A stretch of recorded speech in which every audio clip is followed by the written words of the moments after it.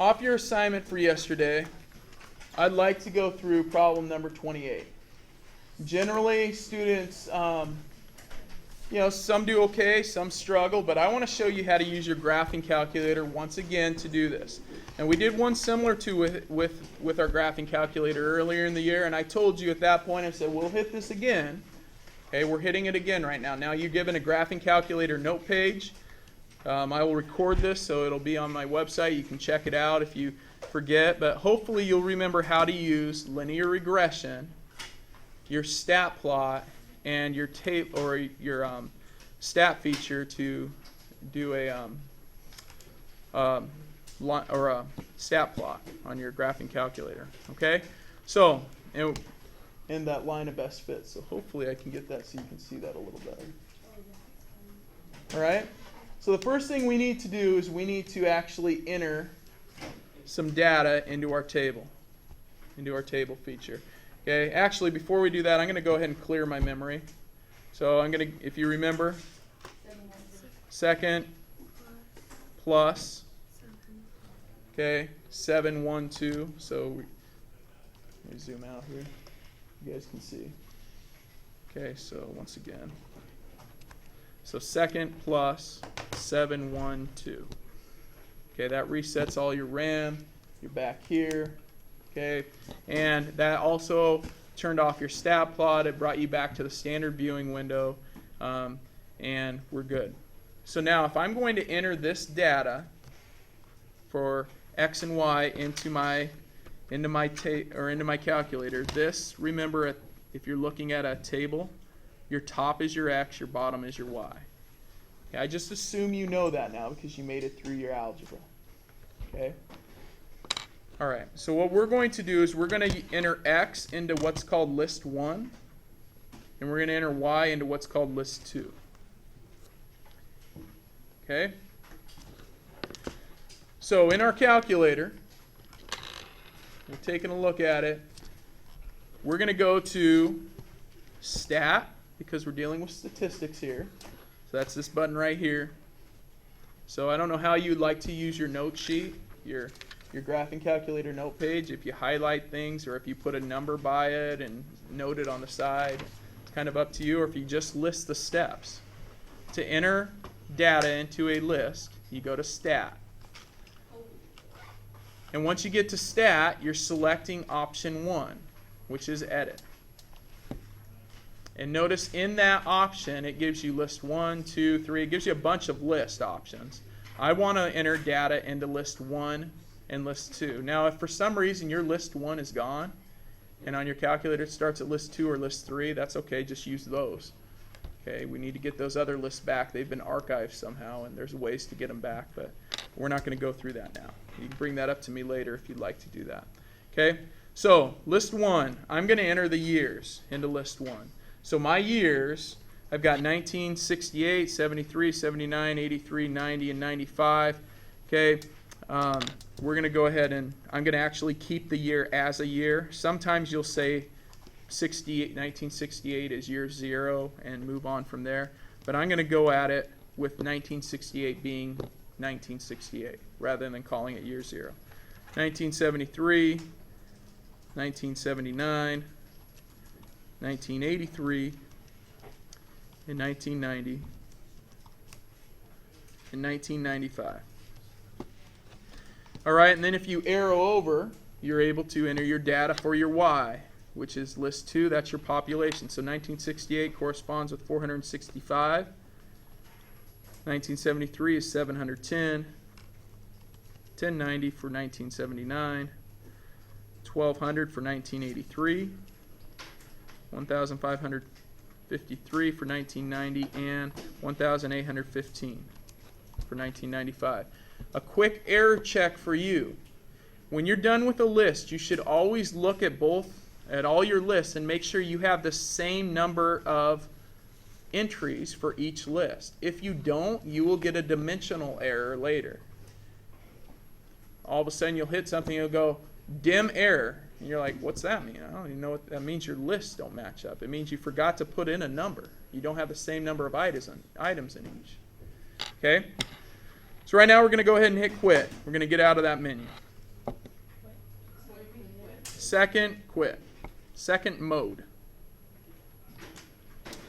Okay, so on your calculator, that's right here. Second, quit. Okay, brings you back to your home menu. You guys with me? Yes, sir. Okay, so we want to graph this data. Now what we did is we put in stats, statistics. We put in a list. So we want to graph it in a stat plot. There's two ways to access your stat plot. One is to do second y equals, which is stat plot. The other is to go to y equals and go up to where it says plot 1 and hit enter. Okay, I'm going to do second stat plot. And you'll notice there are a bunch of stat plots. I want plot 1. You could choose any of them. I'm going to choose plot 1. Notice plot 1 is currently off as well as all the others. So I'm going to hit enter. And I want to turn it on. So wherever it says on, I'm going to select and hit enter. Now I've turned it on. Sorry, that's glaring there. I've got the light on there.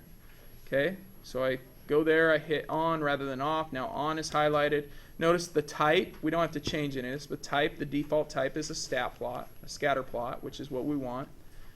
Our X list, the default list is list 1, which is where we put our X values, if you remember, so right here. And our Y list is list 2, which is where we put our Y values. And then you can choose what your little points look like. So if you like the little open circle or the plus symbol or a dot, that's up to you. And now if you hit graph, so it's right here, if you hit your graph key, you get all of that, which is absolutely nothing. And you're like, my calculator's broken. McCoy, my calculator's broken. It doesn't work. It doesn't work, McCoy. It's broken.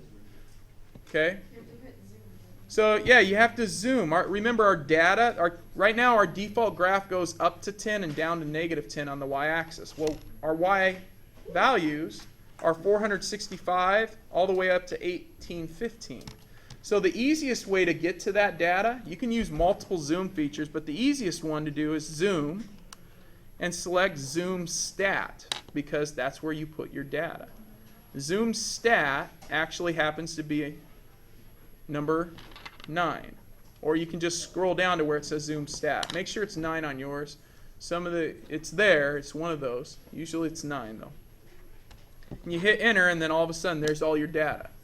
Like it's magic. My calculator's not broke anymore. Okay? How many are with me right now? Okay, well, what it says is letter A, graph the data using years past 1968 for X and population as Y. So this right here, using years past 1968 for X, that actually means I should have made 1968 be year 0. So I screwed up because I told you guys, I'm like, man, I'm going to start at 1968. But I messed it up. And I didn't realize it because I didn't read ahead of the question. Now, how many of you have ever read a problem and not read ahead?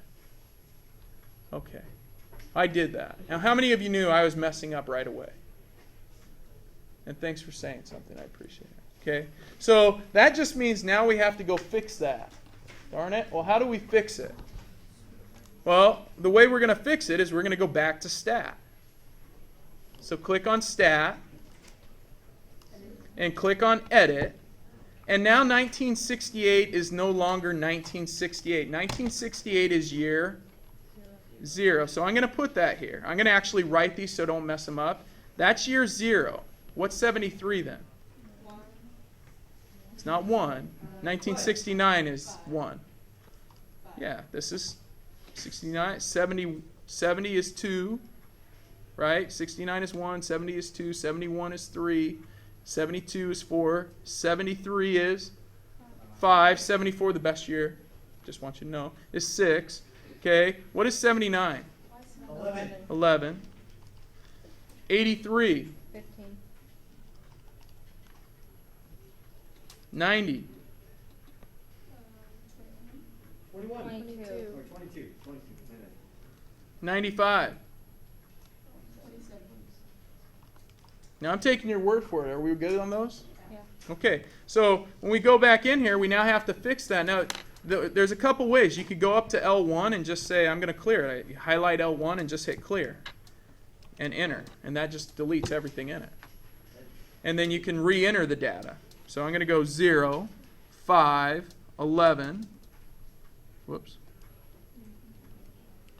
15, 22, and 27. And now I've got that. Okay, do I have to change the y's? No. Okay, so now we go back to graph. But now everything's broken. It's not there anymore. Where did it go? Yeah, you just changed this, so you have to zoom again. What should we zoom?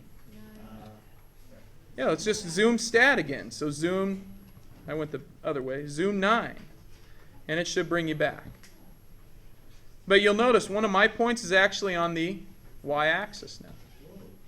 Okay, that was where x is 0. Okay, how many are with me?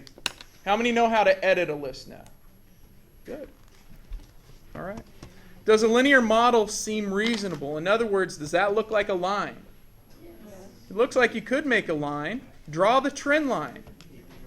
Okay, so does it seem reasonable? Yeah, it looks like we could form a straight line. Draw the trend line. Now, you're not drawing it on your, you're like, okay, here, I'm just going to, right there, got it on my calculator. Okay, that's not the plan, right? We're not drawing it all over our calculator. Please don't draw on my calculators. Okay, we're going to construct this trend line on our calculator. So what you're going to do is you're going to go to your y equals menu, or I'm sorry, not y equals, go ahead and hit quit, second mode. Now you quit. You need to make an equation. You need a trend line has an equation. Now you guys have always sketched them, but the trend line has an equation. We need to calculate that. So we're going to go to stat, and we're going to calculate something. So we're going to arrow over to calculate. What do we want to calculate? Cole? The trend line. Okay, what would that be in here? Lin reg. Yeah. Yeah, that's linear. Linear regression is what it's called. Yes. That's your trend line. Linear regression. It's not quadratic regression. It's not cubic regression. It's not quartic regression. It's linear regression. And then it asks you a bunch of questions. Now, the whole point of this, it looks different in different calculators. Some of you on the TI-83s, it's just going to spit it out. Some on the TI-84, some of them, it's going to look different. The whole goal is you just keep hitting enter until it calculates it for you. That is my linear equation. So like if I wanted to write the equation of the trend line, this is it. Y equals 49.49291237x plus 478.9278351. That is the linear equation. Now, unless they ask for that, you don't have to write that down. You've now stored it in your calculator by calculating it. What you want the calculator to do is graph that line. So if you're going to graph a line, question? Okay, so mine is like the A and the B are switched. So like I have those numbers, it's just like the B. But that's fine. Yeah, if A and B are switched, it's just whatever's attached to X is your slope. Whatever the other is your y-intercept. Okay? You want your graphing calculator to graph this line. Where do you put stuff so that your graphing calculator will graph the line? Your y equals. So let's go to the y equals menu. Notice plot 1 is turned on. Why? Because you turned it on. Which is good. That's your stat plot. Now we're in our y equals. We want it to graph that equation we just had. Rather than having to retype all that in, you can go to, there's a button on here called bars, like variables, B-A-R-S. It's right here. It's right under your arrows. So click on bars. Okay? And you want a statistic bars. Number 5. And then there's a bunch of junk there. We want an equation that you came up with. So we're going to go over to EQ. And which equation we want? We want the regression equation. Which one? The one you just calculated. So it'll use the most current regression equation. When you hit enter, it kicks all that in. Now that just looks like a bunch of gibberish, but if you keep going over, you're like, whoa, that gibberish is what they just had on the screen. And when you hit graph now, you have your dots plus your line of best fit. Okay, or your trend line. Now, how many are still with me? Now, rather than it just being cool, because, I mean, some of you think you can see cool stuff all the time. You look in the mirror and you're like, dude, that's cool. Okay? I don't have to put it on the calculator to be cool. Okay? Why do we have a trend line? I've tried to make this very clear last chapter when you guys were doing your tests and your quizzes. Why do you have a trend line? Connor?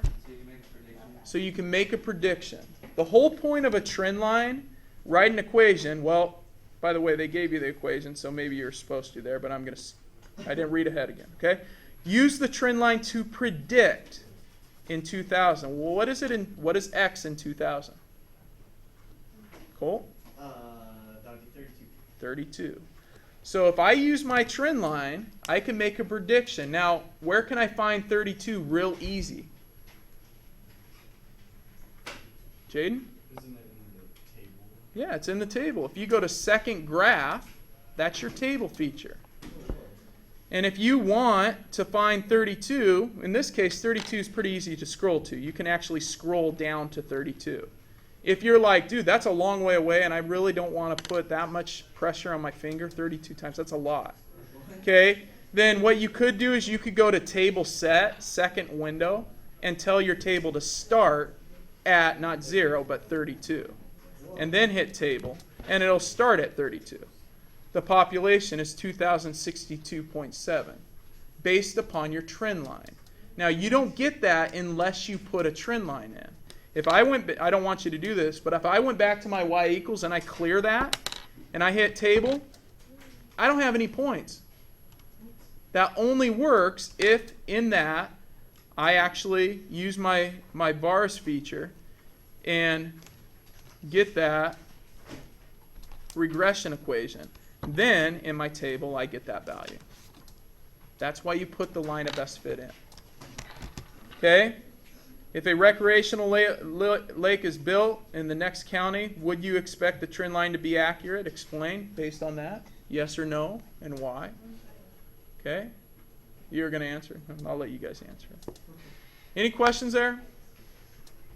How many have a better understanding of how to use that calculator? Okay, that is the goal. If you don't have a better understanding, hopefully you'll watch the video a few times. I kind of went fast on some of those. Okay, Lily? Well, like when the directions say to graph it, can you just use the graphing? If you're using your graphing calculator, you need to draw this picture on your paper for me. That's it. That means I don't need to see anything other than what's on this screen. Okay? Should look like that. Now, don't be messy Marvin when you're drawing. All right? Like, actually make it look like that. I don't need to see X or Y values or anything like that. Colt? Is this recording right now? Yes. Sweet. Yes. Okay. All right. Any questions? Okay. We're not going to score this assignment that we did last night until tomorrow, just because I want to give you the rest of the class to work on your review. So we're going to score your review. I'll put those answers up and 2-3 tomorrow, right before our quiz. Okay?